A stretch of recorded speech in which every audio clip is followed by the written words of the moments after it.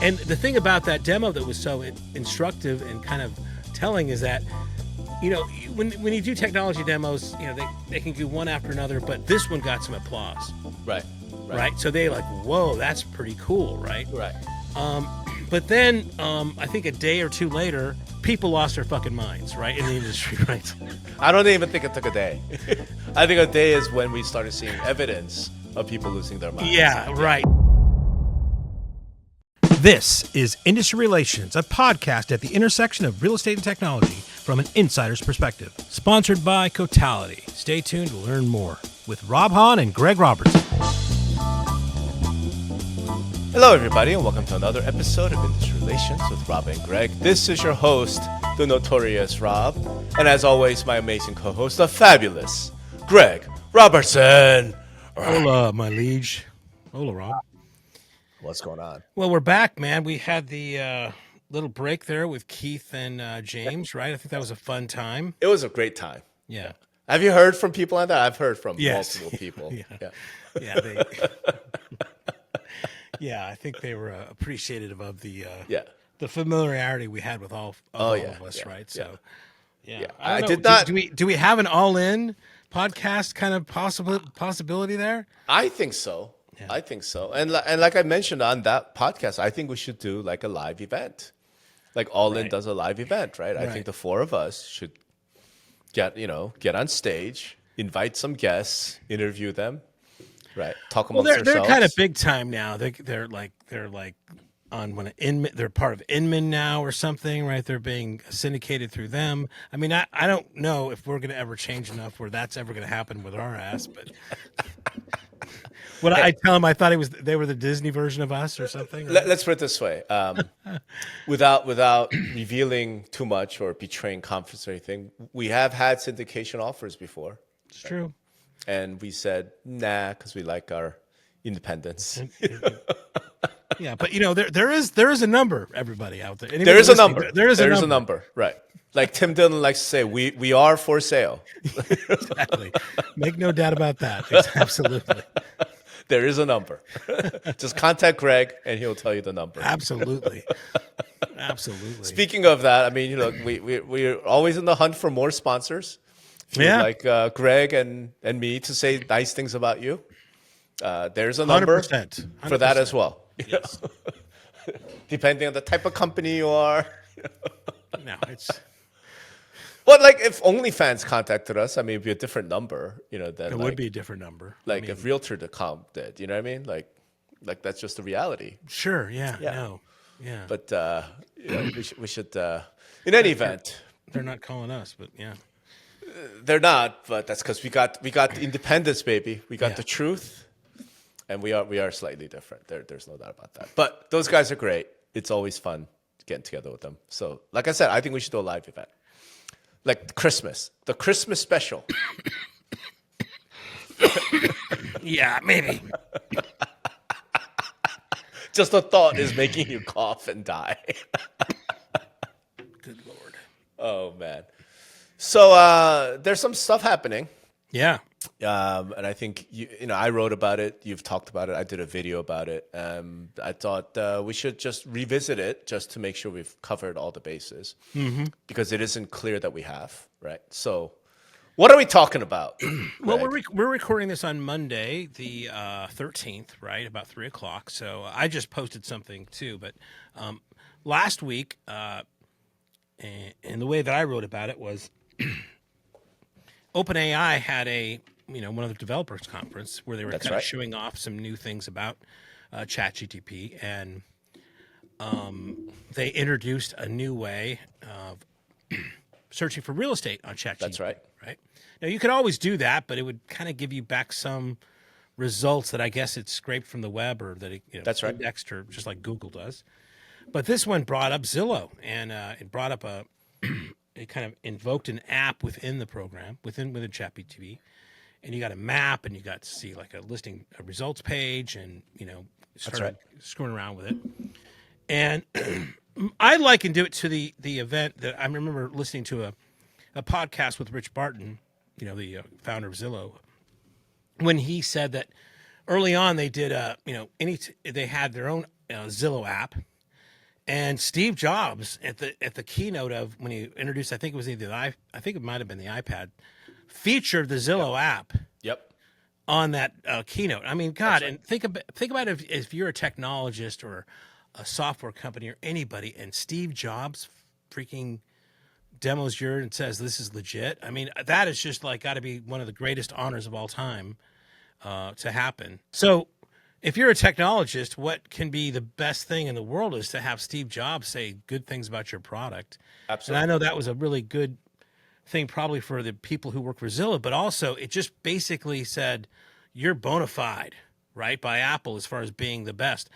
And I think ChatGPT had that kind of moment when at the OpenAI Developers Conference when they demoed Zillow, right? So this is like, and Zillow kind of cheekily in their press release says the only real estate app on ChatGPT, right? So they were really kind of hyping this up. So and the thing about that demo that was so instructive and kind of telling is that, you know, when you do technology demos, you know, they can do one after another, but this one got some applause.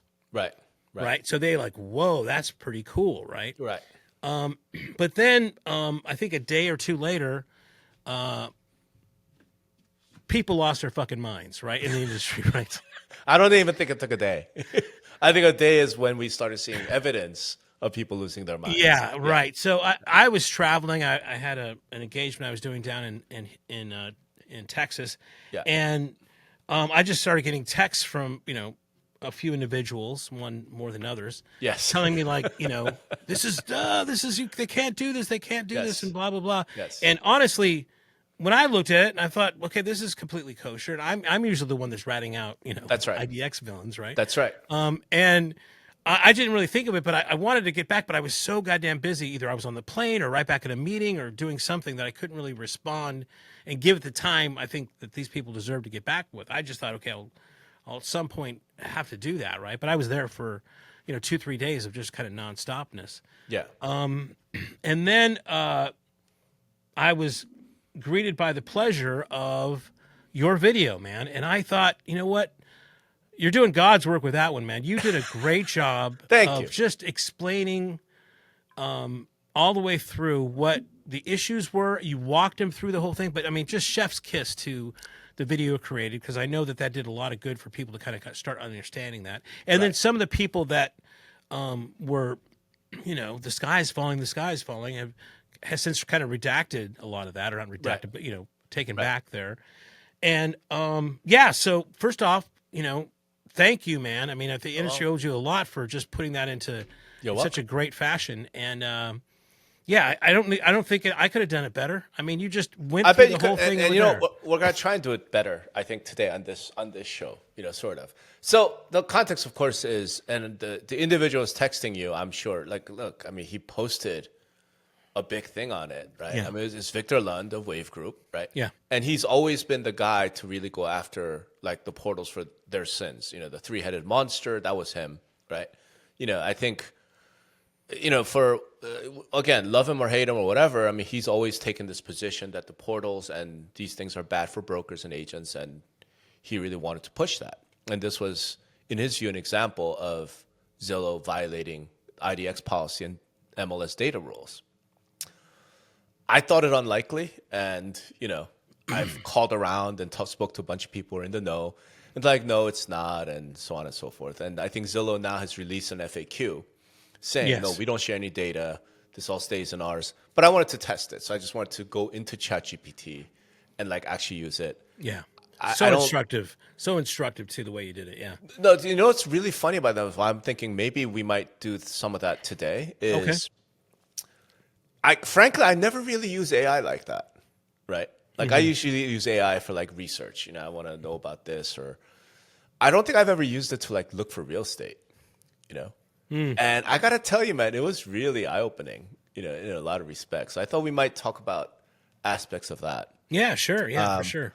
But yeah, as far as that specific issue with the Zillow app, it really does look like it's an app that's riding inside the OpenAI operating system. Yeah, and I think that's what people don't get, is that's really what they're going for. There's going to be Windows, Mac OS, right? And then there's going to be ChatGPT OS, whatever they want to call it. Right. So obviously, if you're creating that kind of platform, you want developers on that platform, Of course. right? And you want them to launch apps within it. Now, I'll go even further on this, and I just wrote about this though. Yeah.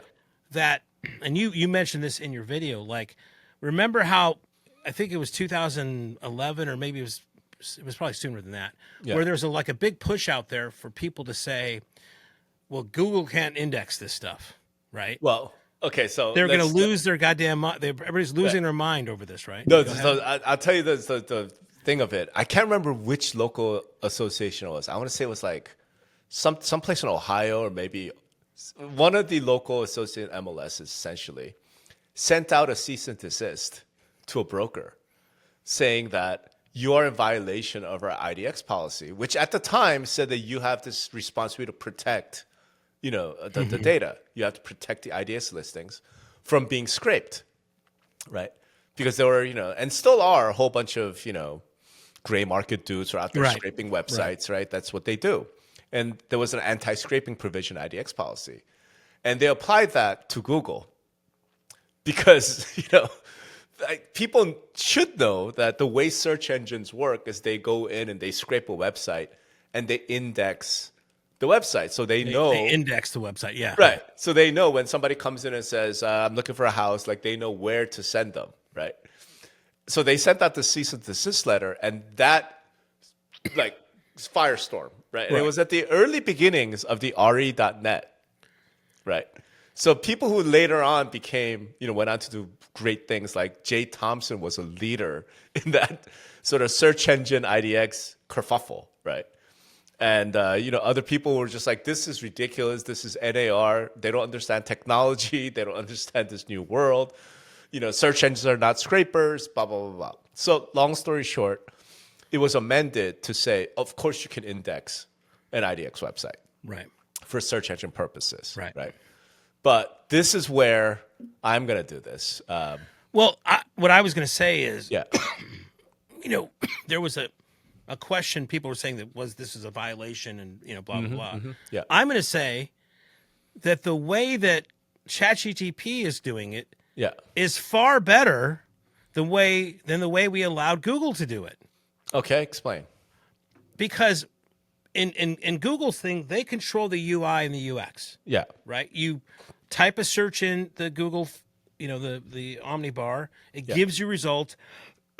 You're still in Google. Yeah. Right? In this case, when you have the Zillow app installed, it brings you to a whole different environment. Which is Zillow. It's a whole different app. Right. So there's some credibility, like, okay, I'm now on Zillow. Right. I'm not going to, they have reasons for doing this. Number one is that now ChatGPT can't, they're not responsible for the results of that. They've gone to a different site. Now Zillow's, you're on Zillow. That's the reason for that, right? True. And if you have the app installed. But you so gotta get let's, the app installed. I wanted to share But it's like screen. anything else. If I can't use Photoshop unless I have the app installed, I can't use whatever till I have the app installed. That's an operating system, kind of going back to that metaphor, right? But hold that thought, because I think this is one of the things I wanted to talk about. All right, so I'm just going to do a search. Show me homes for sale. Now, are you on online version or are you on the app? I'm in the website version. Right? Okay, this is you can turn it on ChatGPT for either one of them, right? I don't know how to. I've never turned on an app in my desktop version. Yeah, but this is me. I'm logged in. I'm a paying subscriber of ChatGPT. Right. In Las Vegas, under 1 million, with 3-bedroom, 2-bath, a pool, a partridge in a pear tree, and views. No, but just leave it here. Right. Okay. And I'm going to leave it here because this is like a very typical, sort of starting point, right, of a consumer search. They're like, it's a budget in mind, bed, bath, maybe a feature they must have, a pool. Okay. So searching the web, right, searching for homes, and then it says, okay, I found, et cetera, additional options and leads, Zillow's backyard pool filter, homes for sale Vegas, homes.com with private pools. It says I can pull up a live map, yada, yada, yada, send you that map or curated list with photos and contact info. And then it says use Zillow for this answer. Right now, I don't have Zillow app installed. Okay. But I want to run through this with you Yeah, sure. live. So let's go with, you know what? Send me that curated list with photos. Let's see what it does. Okay, it's thinking. For whatever reason, all my AI is super slow. It's like my AI is the dumb AI. You're just used to you're used to another environment, right? I mean, we're still a ways to go with AI on this stuff. Oh, I don't know. I'm just saying, look, it's curating the list. I mean, at least it's telling me what's going on. But I feel like my AI is like the short bus AI. Not the. For some reason, Sunny's AI is like. Well, she's not asking these kind of questions. We got to go search the web and do all of it. I suppose. Now it's refining. I don't know what else it's doing. Hopefully, we're going to see some results soon, right? Because this is one of the things, right? What Victor was saying. 1 hour later. Yeah, I know. Is that all these photos? Well, that's a violation of IDX. That's not a search engine, right? That's how I wanted to try this. So here we go. So promising leads, close matches. I can pull a fresh live MLS feed. Do you see that? If you like, I can pull a fresh live MLS feed via a realtor local agent and send you. Okay, interesting. All right. Right. All right. So yes, I'm going to say, yes, send me that as a gallery.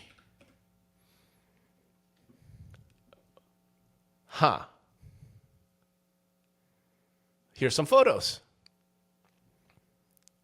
How to get these photos? From the web. But remember the previous screen, so I could pull a fresh live MLS feed. Yeah, but I mean, this is, IDX, I guess, is a fresh live web feed. I guess, right? Yeah. I guess. So we get Zillow. Right. I can reach out to, if you like, I can reach out to local MLS feed or agent, try to get exclusive new on market listings.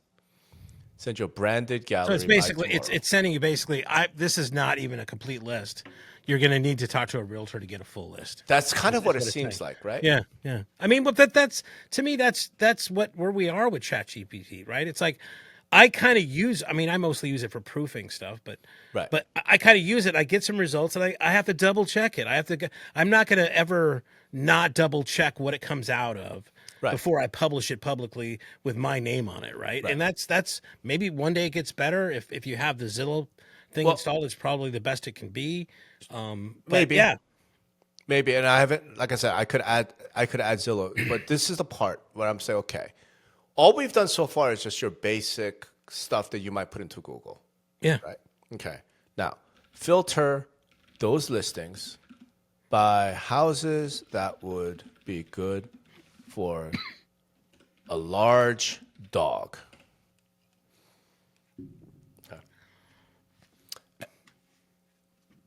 And we get this. Here's what I prioritize: large fenced-in yard, single story, fence perimeter, minimal hazard, right? Blah, blah, blah, blah. And then here we go. Listings more suitable for a large dog, right? The thing that I was saying, and I want your take on this. Okay, this right now is going beyond the search engine. Sure. You know what I mean? In other words, like, okay, search engine goes in and indexes an IDX website, right? It reads all the data, okay? And then when I go and I say, show me whatever, it's going to like result in a list of links, right? And I'm supposed to click on that and go there. It doesn't do the logic that AI does. Right. Of, okay, what's good for a big dog? These types of things. Now let me filter, let me do that. Well, I'll push back a little bit on that because Google now has their kind of Gemini results at the top of the page. You might now go into Google and it'll give you some sort of context like that. It didn't do that in the past, but it probably does something like that now. You know what? Let's check that. Let us check that. All right. Okay, share this tab instead. All right. So what do we want? Show me homes in Las Vegas under 1 million, 3 bedroom, 2 bath with a pool that would be good for a large dog. Right? So first we get the sponsored links, of course, and AI overview. Yeah. Okay. And look, it even brings up like a pet-friendly SEO kind of thing that Redfin is already kind of do that, right? Where do you see that? On the right-hand side. Pet-friendly Las Vegas. Ah, yeah, look at that. Yeah. Redfin, always on top of this SEO game, man. It's SEO game, man, yeah. The SEO game. But you get, whatever. And then it says in there, right, based on your recent listings. Here we go. Look at this. Look at this. Yeah. Look at this. So, I mean, yeah. I mean, it's a brand new world, man. Right. It's starting to be. Now, the question then is this, right? That search engine optimism, the search engine, I'm going to pause sharing. We could always go back to it. Yeah. My point is, okay, so back in 2011, 2012, when the whole search engine IDX thing, right? Like that was a world where agents and brokers are like, wait a minute, I have IDX to generate leads, to generate clients, right? And all this is just an index, and all they're going to just send traffic to me. So everyone said, okay, fine. You know what? We're going to allow search engines to index because all it's doing is just list of links. Now with AI, that exemption to IDX is being used essentially to populate and create some sort of a database, right? Like OpenAI is going out and scraping websites, indexing IDX sites, and creating some sort of an internal database, right? Well, just like Google, yeah. Just like Google. Yeah. And then they're running their AI logic on top of it, and is filtering, is doing things to be a better consumer experience, no doubt. The question is that search engine? Right? Is that within what we were thinking as an industry? You know what? We are going to allow this type of scraping. Well, it's more of an answer machine, right? It just gives you answers, right? So that's what it is. I don't know what, I mean, I think the way that Sam Altman describes it, it's a companion. Okay. Right? It's your companion that you're going to keep with you all the time. That's going to help you do things, right? So I don't know if if you want to call it a chatbot. I mean, there's different things you can call it, but I mean, it's just a little bit different. But it doesn't matter anymore because the lines are crossing. Now Google is this. We can't even use Google as a reference of being, okay, this is the way it is now. It ain't the way it is now. We just showed you. It is now an AI machine, an answer machine, that's going to give you an answer. Now, the way Google works, it's still going to have some search results that you can go kind of hunt and peck if you want to. But it is beyond the sponsored listings going to show you its AI overview first, right? So it's all changed. It's not like you can go, well, no, we're going back to Google, the way Google did it. No, man. Google's changed. Total agreement. The technology has advanced. So look at what I'm typing now, right? I can't see, but yeah, go ahead. So it's got these 4 things, right? 5245 Woodlawn Lane, whatever. And I said, okay, rank these 4 homes. Which should I? Are you in? See, here's my question for you right now. Is this Google or is this the ChatGPT? This is ChatGPT. Okay. See, I can't even right now kind of tell.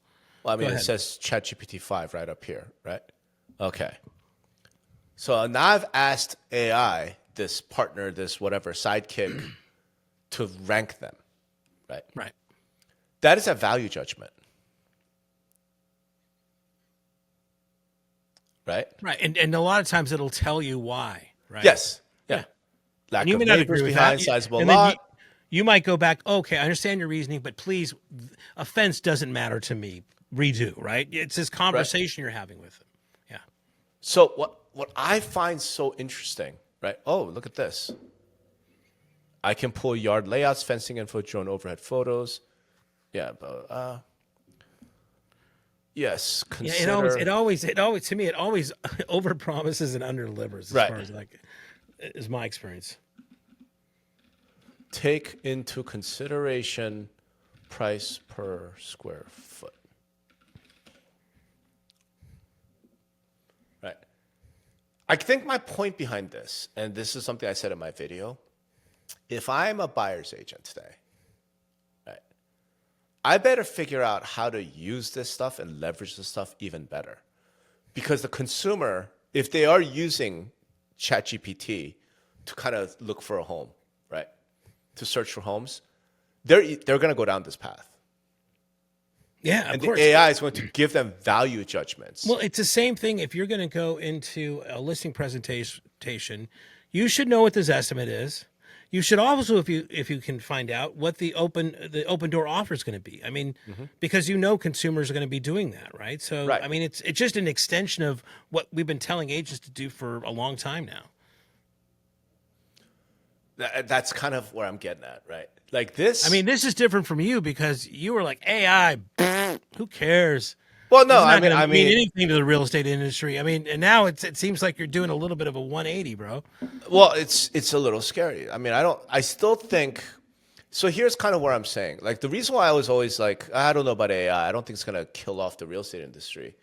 It's because even after all this, my gut feeling, and maybe I'm wrong, and I would love to hear from other people about this. My gut feeling is I think that the buyer, like if I'm a real buyer and I went through this, I think I still contact the buyer agent because I want that human.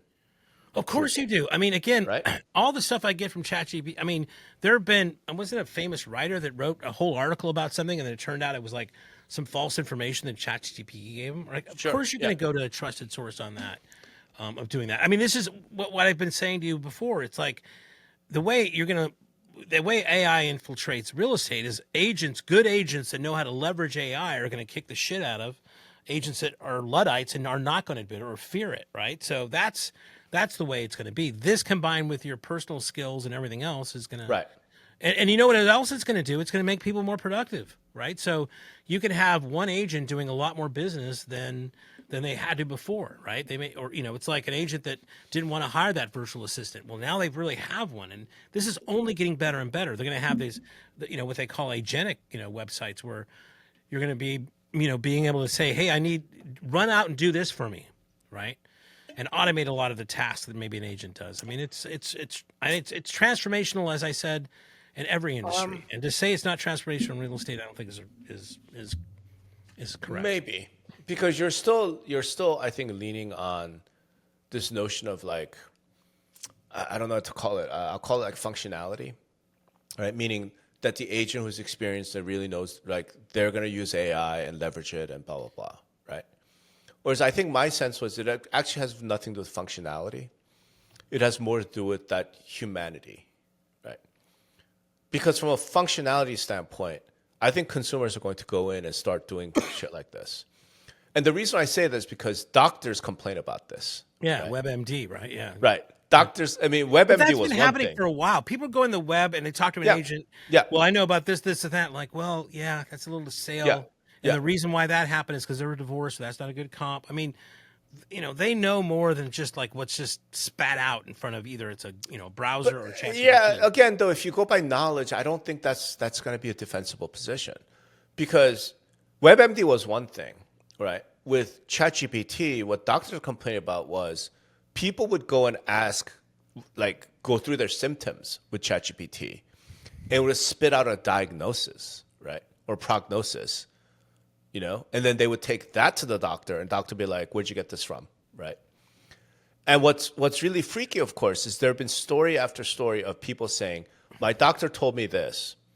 I went and asked ChatGPT, and ChatGPT got it right. Yeah, no, I've heard that, right?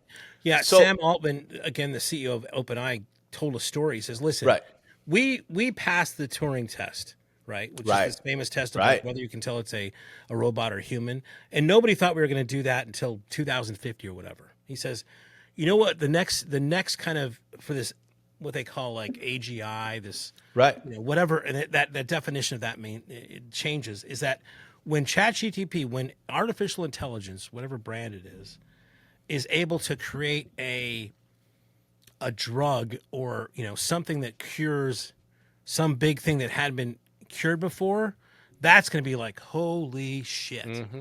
Right? It just took all of our information, it approached it in a different way and said, okay, try this combination of molecules, and we think that's going to do your job. We do that and it works. Holy shit, man. Right. That's going to be crazy. Right. So that's what I'm getting at. I'm saying, like, yes, I get what you're saying, what a lot of coaches and brokers are saying in the industry. Like, hey, agents, if you're good, then you're going to use ChatGPT. You're going to use AI to be more productive, to et cetera, et cetera. I'm looking at like going, maybe, but I mean, it's only going to get better, right? Oh yeah, 100%. So here we are in 2025. We're probably dealing with like the infancy of this thing. And it's already giving me opinions about why this house is better if you have a big dog, right? So clearly from a functionality standpoint, from a knowledge or information standpoint, the AI is just going to get better. The reason why I'm like, I don't think a fundamental change is realistic because and again, I could be wrong about this, but I just genuinely think that human beings have a need for approval from other people, not from a robot, from a human being. Yeah, of course. Right? Yeah. So I they think want a trusted advisor for sure. To some extent, it's like they just want some human being that they respect, regard as an expert or whatever. I know. To be like, that's a good decision. Yeah. Anybody who's been successful in life knows that what it takes to be successful, right? And they're going to say, so they know if somebody comes to me and if I'm doing what I'm doing, I'm going to make that happen. Somebody hiring, like when the biggest transaction in life, it's like, okay, how long you been doing this? Who are you? Yeah. Okay, I'm going to put my trust in you to do that, right? Yeah. Whatever, but I mean, it has to be a relationship that you have with somebody that's either vetted you, has been referral or something. This is what Marcy uses. Marcy's smart. She wouldn't use a dumb guy. I'm going to use that. Absolutely. Right. You're going to need this isn't like Death of Agents, right? This isn't, I mean, like, this is less transformational than all the listings going on the internet, as far as I'm concerned, right? That was a bigger threat, I think, than what AI is. I think the jury's still out on that. But so let's bring this back to kind of the original question, which is, do you believe that search engine IDX exemption still applies to this usage? Well, again, I would argue it doesn't. Yeah, I think we need to update MLS policy and rules. Well, yeah, let's talk about that. We have needed to update IDX policy rules for 10, 15 years, right? Because no doubt. Think about virtual reality, right? Yeah, I mean, there's places you can go. I can put on my Apple Vision Pro, and Zillow's got an app in there, but I can do things in that case. And like, well, shit, IDX says nothing about this, right? So this is coming up faster. I said this in my blog post. This is not a violation as far as I'm concerned either way, right?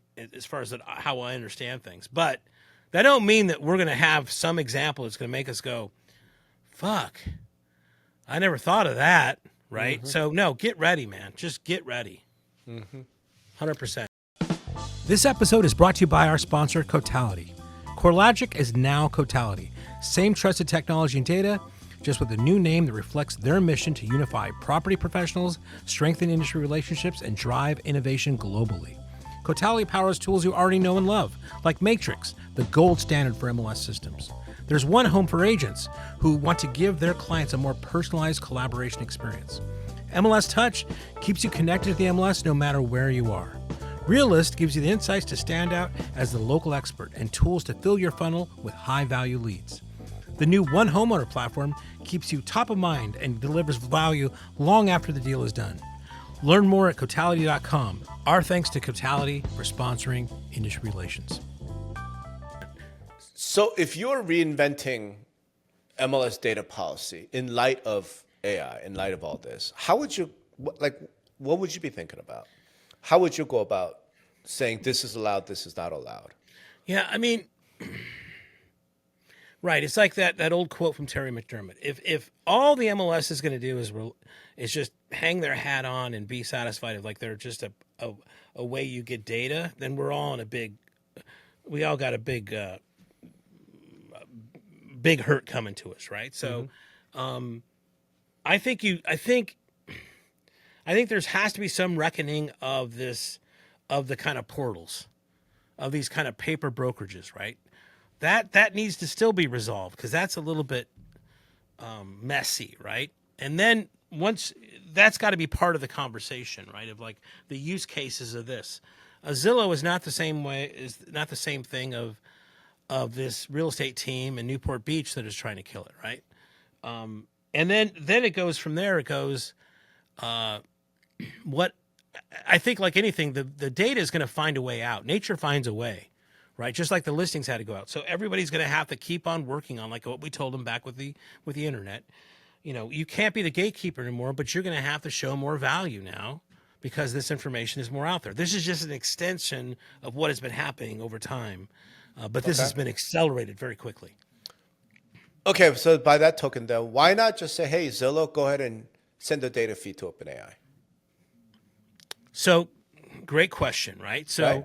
Yeah, great question. So, what, and I wish we could play this, but if you go to Vendor Alley, I took an excerpt from this podcast that Sam Altman went and did with Ben Thompson from Strategic. We should probably link that in the show notes below, baby. We'll link it in the show notes. And what he says is like, it's like, Ben asked Sam, like, what's the thing of invoking an app? Why, blah, blah, blah. And Sam says, well, we could have done maybe, which would have been a better, UI, UX. And Ben's like, what would that be? Well, just showing the results.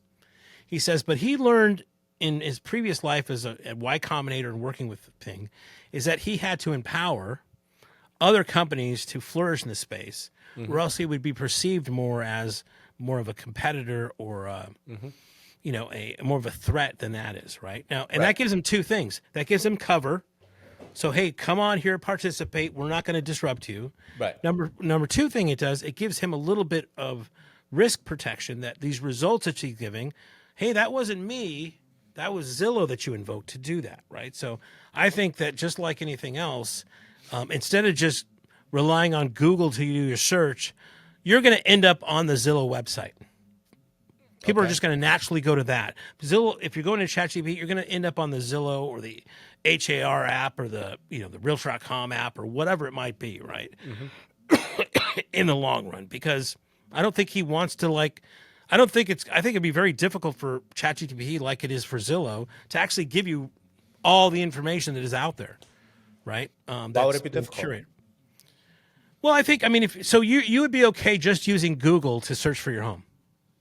No, but I would be okay using Grok to search for my home. Okay, I use Grok to search for everything now. I don't think Grok has. To me, I'm not saying that the AI component. I'm just saying Google, as Google was, right? Right. You would be okay. Forget going to. I'm just going to type I'm going to keep narrowing down my search all in. No, it's not really set up for that, right? You want specific criteria set up and everything. These little things that Google's not going to let you do, or that maybe is not indexed as much. I don't know, maybe. So, but that's we're getting a little bit of field. What I'm saying though is look, I'm not disagreeing with you. I don't know if I'm agreeing or disagreeing. What I'm saying is, okay, we need to update MLS data policy. We need to update the way we, the industry, We've needed to for a long time. Okay. And I was asking, okay, well, if you were in charge of coming up with that, how do you go about thinking about that? And your answer was, look, the data's going to get out there, right? Life finds a way, data's going to be out there. Information wants to be free. Okay. If that's the prime sort of directive, then it feels like, okay, we should just get rid of all the restrictions and say, you know what, Zillow, go ahead and send the data feed, right? Because what difference does it make? The data's going to make its way out there, right? Let OpenAI have all the data. Let whoever wants have all the data, because the data is going to be out there. And then we in the industry, agents and brokers, will simply use these tools, right, to better, more effectively, whatever, get clients or work, however it is done. It's why have data restrictions at all? I guess what I'm wondering. Yeah, in a new world, maybe, they've been eroding over time for sure, right? Maybe it has to do with more of attribution of things like that. It's ridiculous that on the IDX, right? Your logo has to be at least 250 pixels and it's got to be to the left. There's things like that, but maybe it's more like when you return stuff, it has to have this attribution or whatnot, right? So it's going to be interesting. But why have this attribution thing? Well, you're saying that the data wants to be free. I'm saying that the data wants to be free, but there have been instances where the industry has been able to kind of thwart what they perceived as bad actors or maybe unknowing actors, right? They've been successful in doing that, of course, right? So the latest I think was that Microsoft thing that was being powered by Zillow, right? I'm thinking about remember the agent performance, agent rating websites.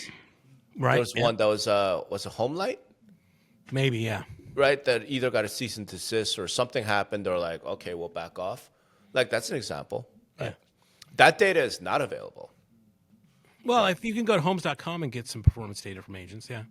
But like we're talking about, like, remember HAR had the agent ratings thing, and they had to take that down, and all this stuff. Like, yeah. There's a lot of stuff that we in the industry said, okay, fine, information might want to be free, but not this information. Maybe they're more. Maybe as they continue on, they are as successful as they have been.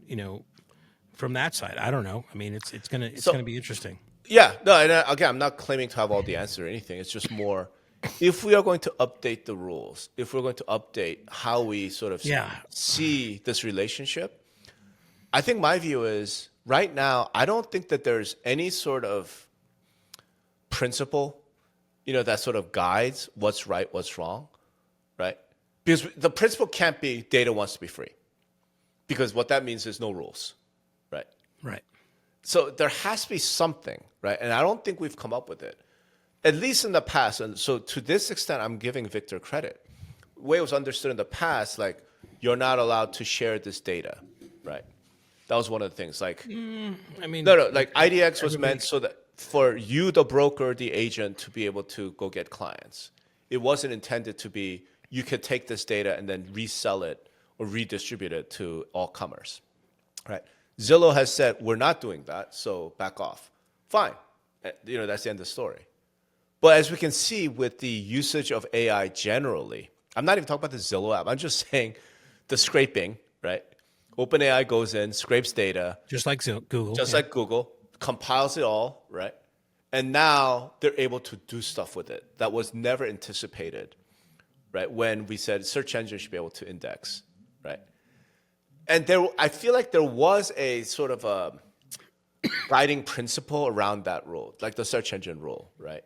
And the guiding principle is something like, the purpose of IDX is to allow brokers and agents to get leads, to generate leads, right? Using listings of other brokers. Mm-hmm.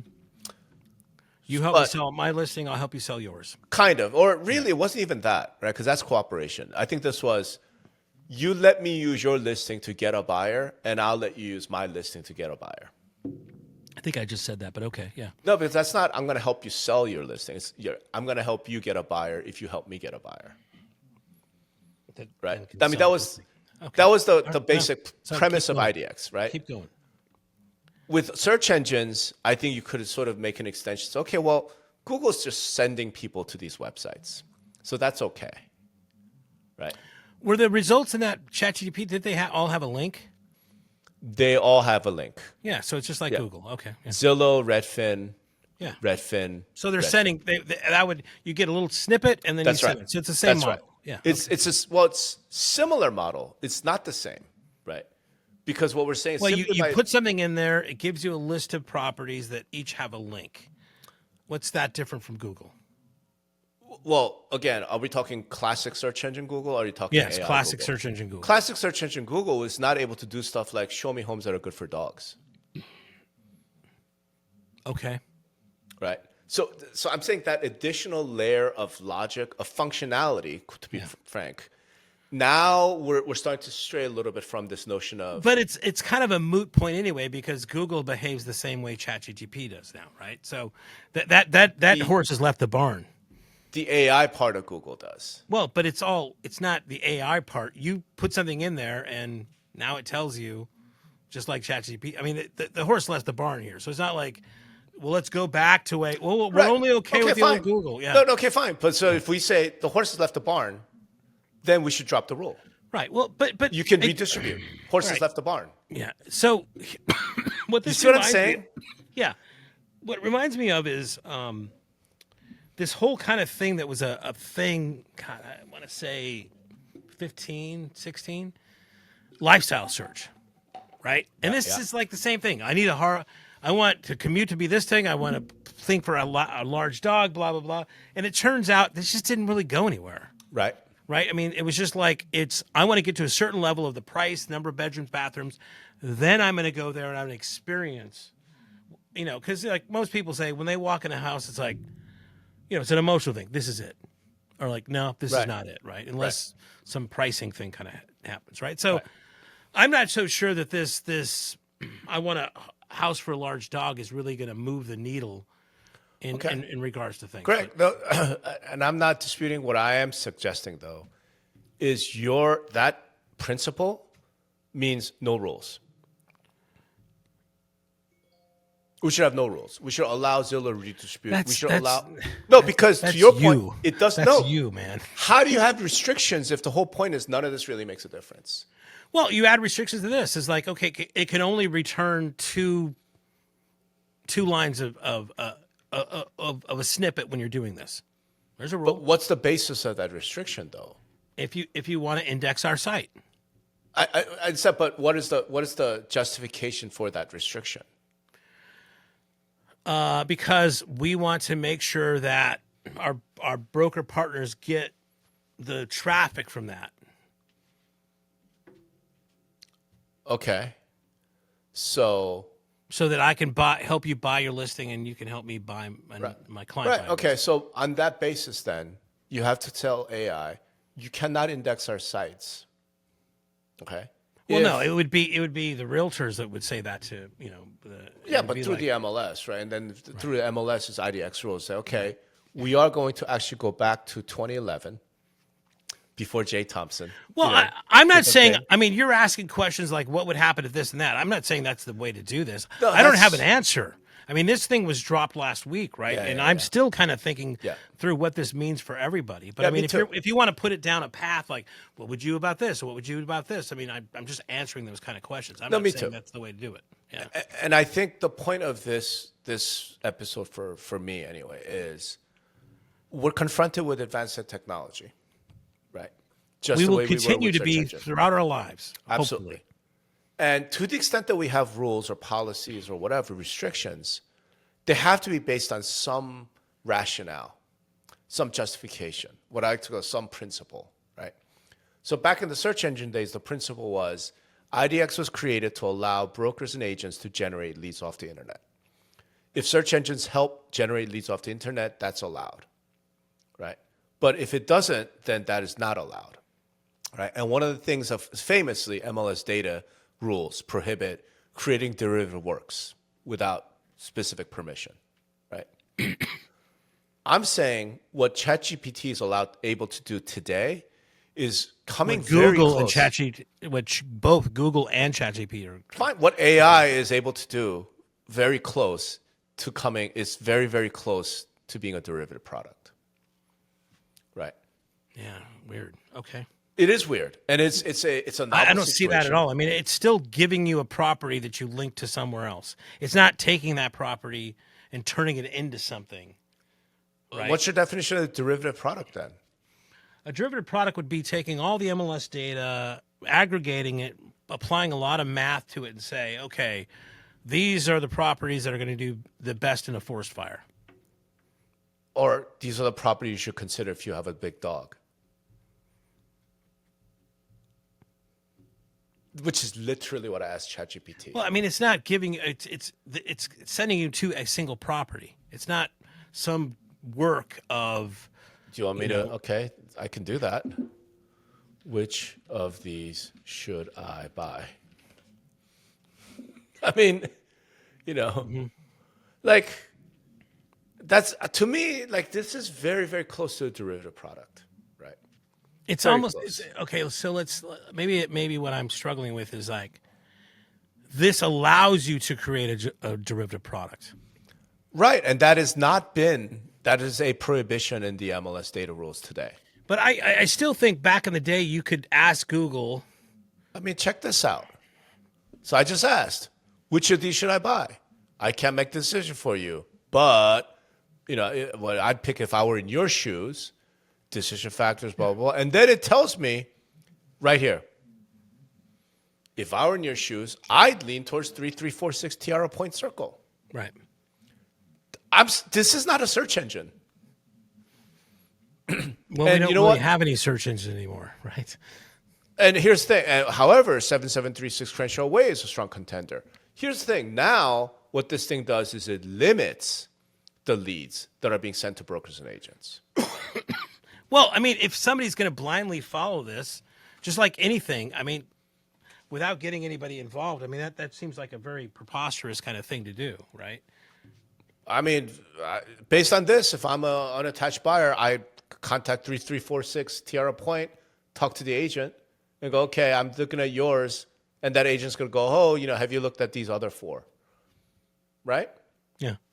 So, look, all I'm arguing for is, I'm not arguing against this. I'm not arguing for it. I'm just simply saying, to me, this use case is outside what anybody thought of when we said search engine indexing is fine. That's all I'm getting at, right?